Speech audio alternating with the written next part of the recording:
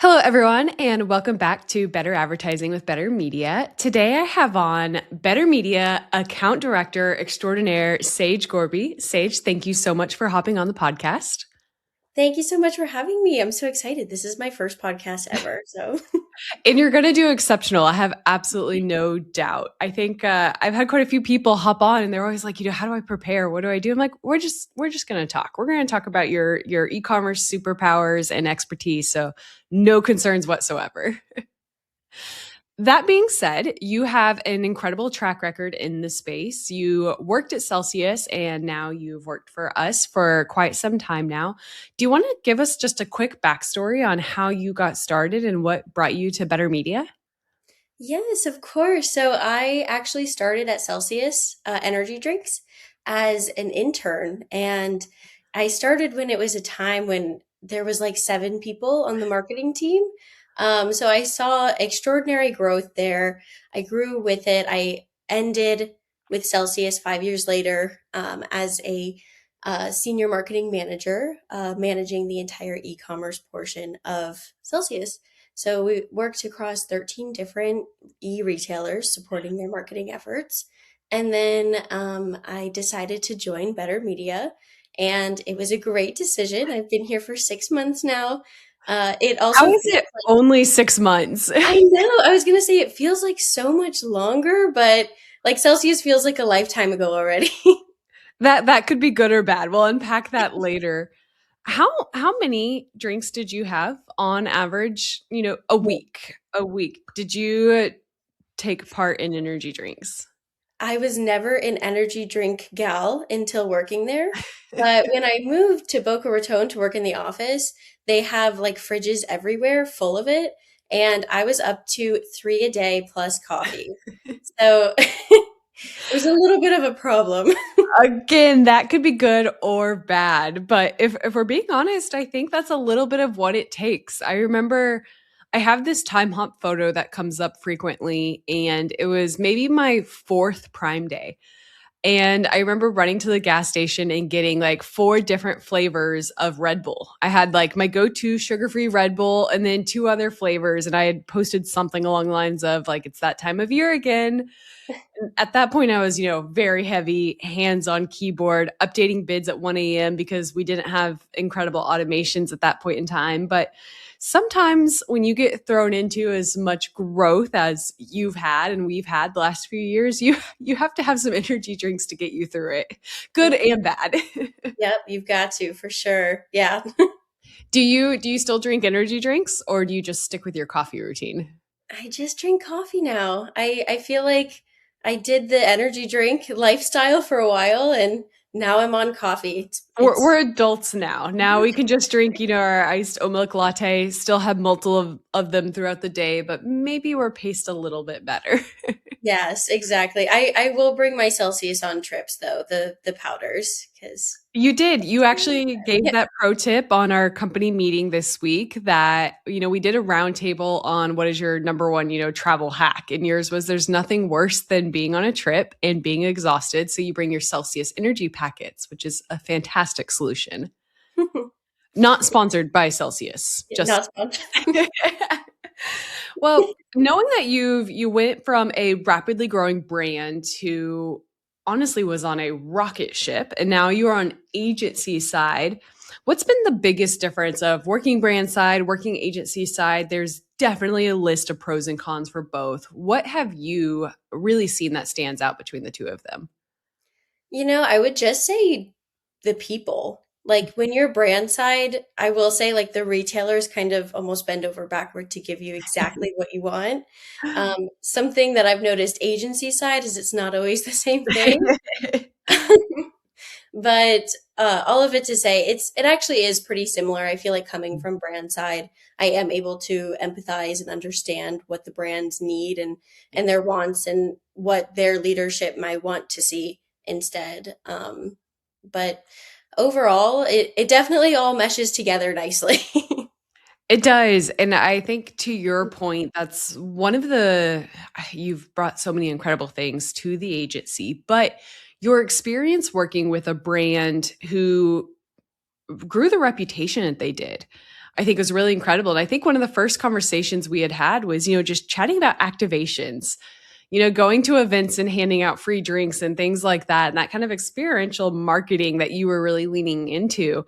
Now, on the Amazon advertising side, we don't have as much opportunity to do that, but I think that's a lot of the vision you bring to the table when you're working with our brands is, how do you think bigger? How do you create that demand rather than waiting for someone to search for you? If you're waiting on someone to search for your energy drink or your protein, it's going to be really competitive. I mean, in those categories, we're seeing CPCs averaging around $5, and that's for good placements. That's not even including top of search.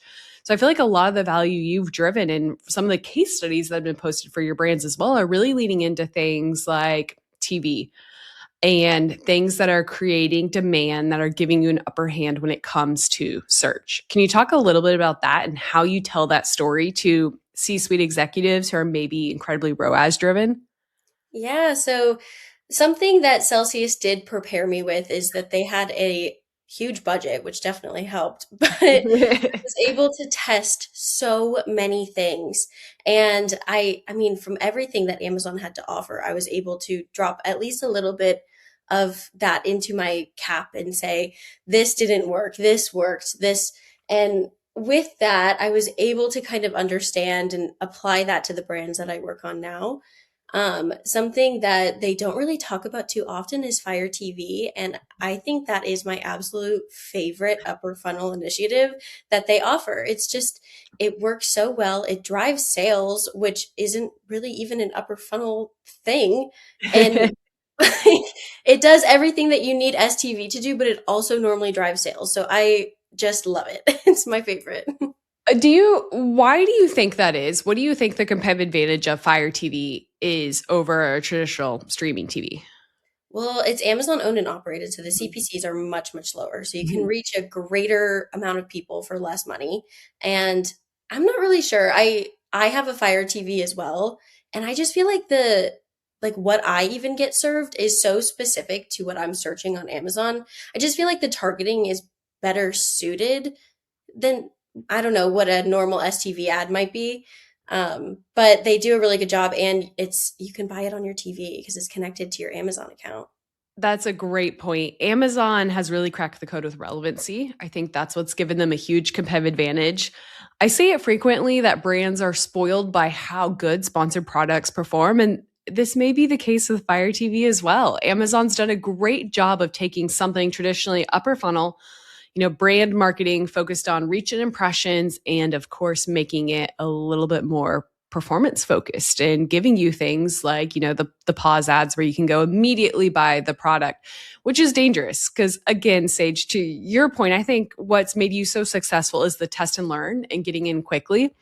The moment something becomes too successful, our team's definitely posting about it. I think more people are going to lean into it and it's going to become a bit more competitive. So I don't want that point to be lost, that what's made you so successful, what's made others so successful, all the disruptor brands we're seeing in this space, the Dude Wipes, Elf Cosmetics, I would still say is a disruptor brand, just judging by their quarterly earnings and, how quickly they're growing. The Liquid Deaths, they do things that aren't by the playbook. They test and learn. And I think that that's something that, to your point, is what's made your brand experience so incredible. Yeah, no, I agree. And I do think Liquid Death specifically, even with their Super Bowl ad, they do things that are different and it gets people talking and it really is what marketing is all about. I just love it. Getting people talking. We've heard frequently we're in the attention economy. I think the touch points across your phone and all the digital media, it's overwhelming. So when you can get people authentically talking about your brand, that is a huge competitive advantage. And that requires people to lean into some of these different platforms, the TikTok shops, the upper funnel TV initiatives, and the UGC as well has been a really key driver because I think it drives authenticity that customers are craving. And maybe they lost a little bit in the last 20 years. Yeah, I have noticed that everyone is kind of like almost not turned off by AI, but almost craving, you're right, like craving the authenticity that's Yeah. kind of going away right now.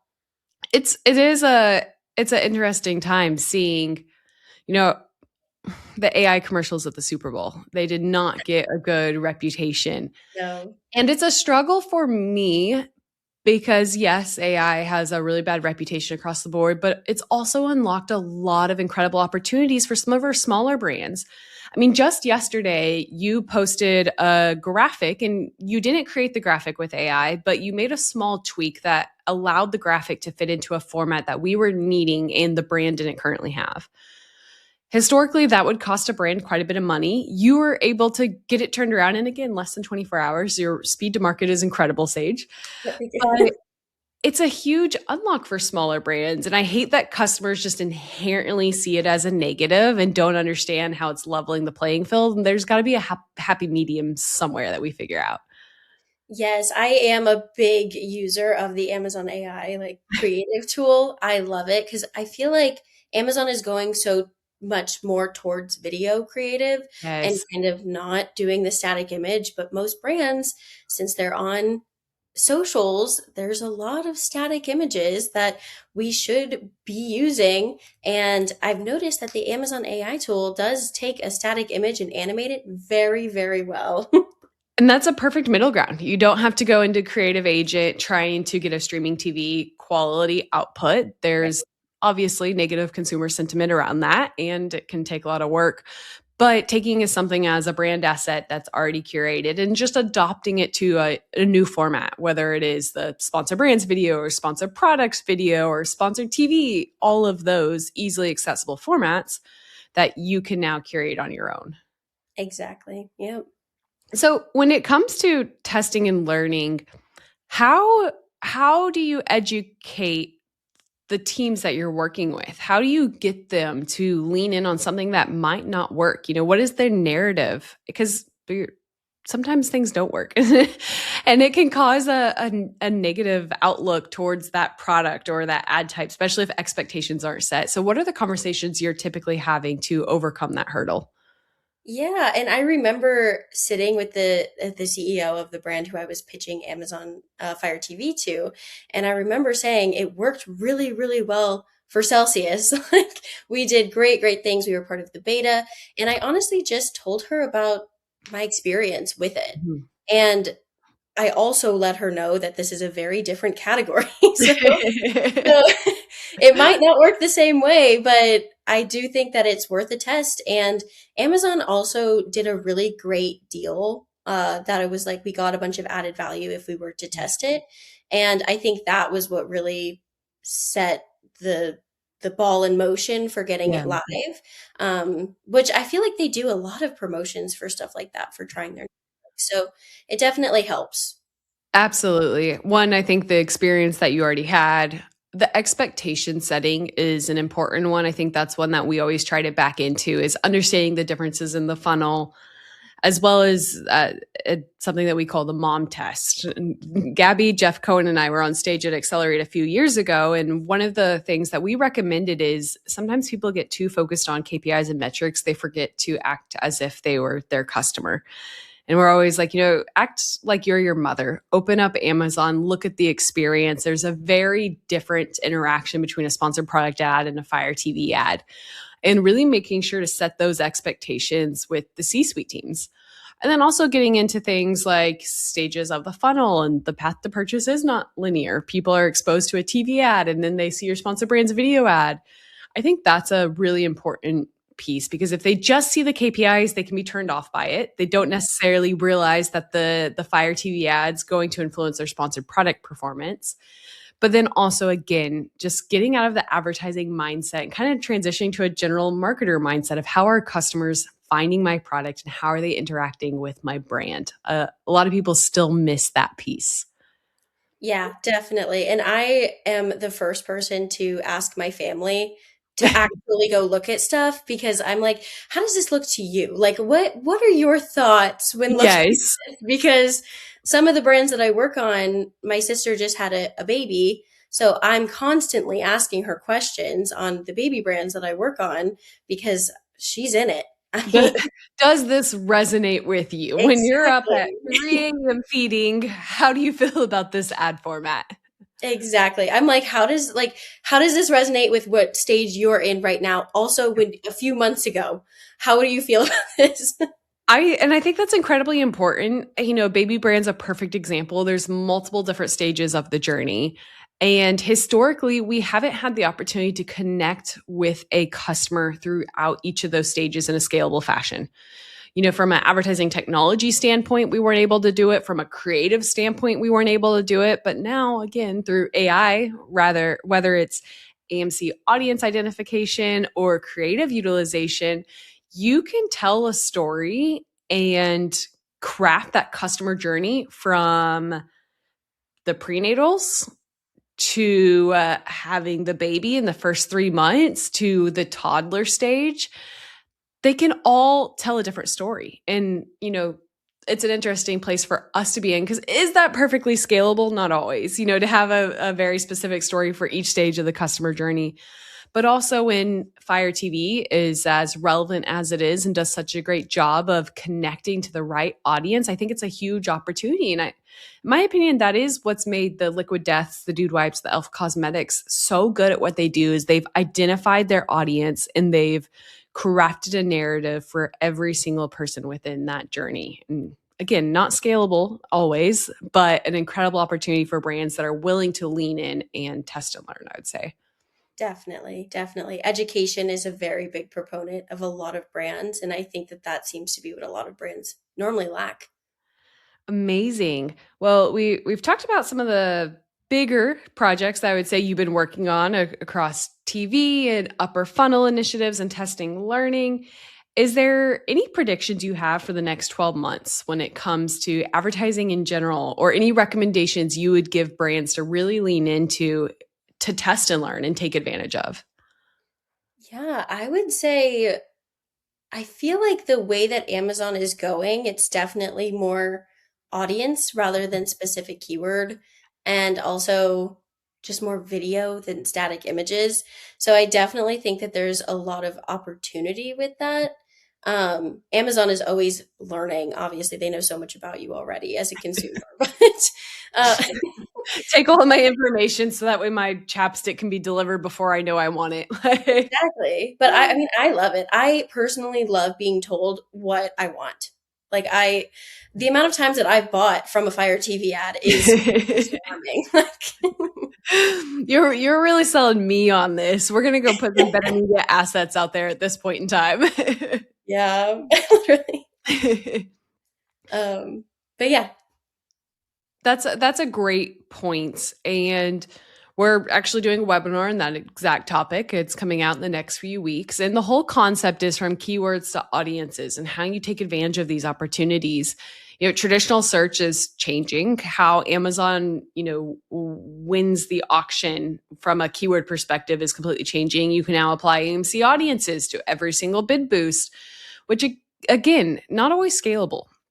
You have to have the right teams that are leaning in to really take advantage of these opportunities. And you know, Sage, you're obviously incredible at making these experiences happen for our brands.